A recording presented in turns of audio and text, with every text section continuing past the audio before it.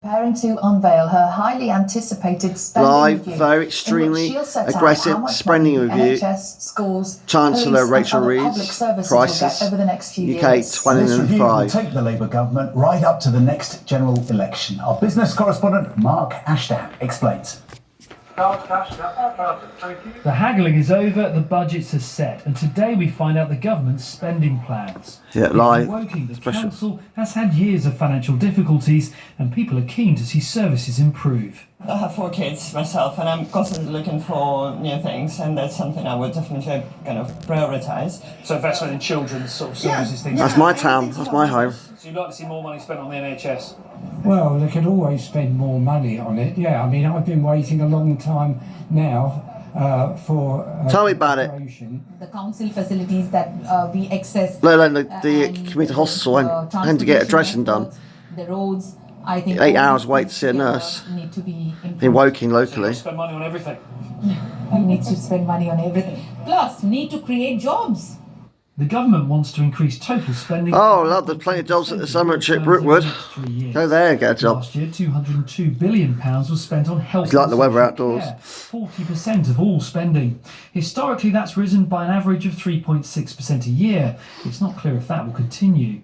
Defence spending is set to increase to 2.5% of GDP by 2027. Plans on the That's right. an extra £6.4 billion. And it is So literally on the Chancellor's the 11th of June today, budgets Wednesday for morning. non-protected departments could be facing 2025. cuts of up to 1.8%. Some areas of spending will fall over the next 3 years, and that'll probably be the ones they always seem to be, which are the so-called unprotected bits: justice, home office, local government, those sorts of things. Budgets for local councils could come under even more pressure. It's bad for Woking. Remember, they fund everything from children's social services to adult social care, bin collections and amenities like leisure centres and libraries. We don't want that now. It has been a tough time. Over the past 5 years, 6 local authorities, including Woking, have in effect had to declare themselves bankrupt. Yeah, like Croydon and Burnham Midlands Big Council. investment projects can create jobs and infrastructure to speed up economic growth, but some day-to-day That's my town, decisions Woking. are likely to be tough. My home.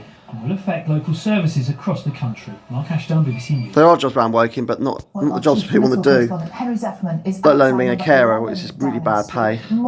There are jobs in Woking, but they're not the jobs that people want to do. The pay's not good enough. Work to set out today over the coming years. I say you got a job at the cemetery at Brookwood, you get paid very well. But it's a hard job, and not anyone likes that kind of stuff working outdoors in the weather. And all of her cabinet colleagues who usually sit around the cabinet table with her.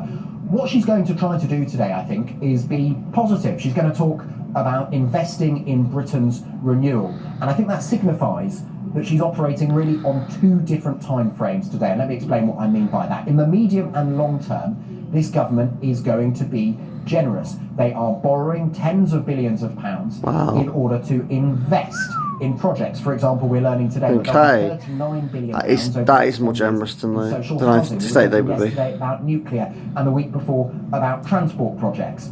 But in terms of day-to-day spending, things are going to be much tighter. Now, as Mark said there, overall, I think it's interesting day-to-day spending will review. go up in real terms. That means above the rate of inflation. But much of that is going to be swallowed up by increased defence spending and also a prioritisation of spending on the NHS here in England. More generally, there are going to be lots of departments who are going to be experiencing real terms cuts. That's to say, cuts that mean that their spending is going up below the rate of inflation. I think it's a delicate balancing act for the Chancellor to carry off, and she has to carry it off at a time when her political and economic judgment is being questioned even by her own colleagues like never before.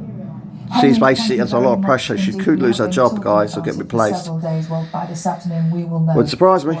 Disgrace on Sign Jevons. There you go. That's the news for that. Now John has more of